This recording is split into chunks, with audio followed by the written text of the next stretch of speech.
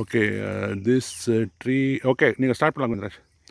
This tree is being pruned because of the wind. All the branches are breaking. So we are doing topper to reduce the weight on each grafted branch, so that that particular branch thickness will increase.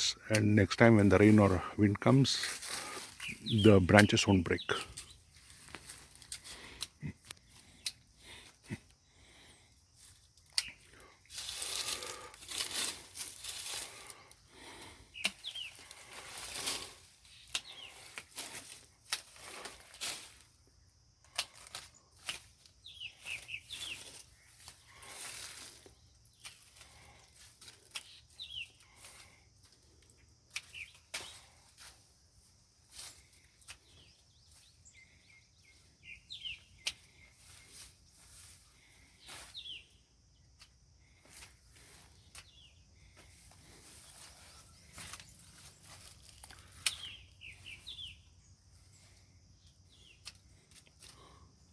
Basically is reducing the height of each grafted branch, so that wind doesn't act on it.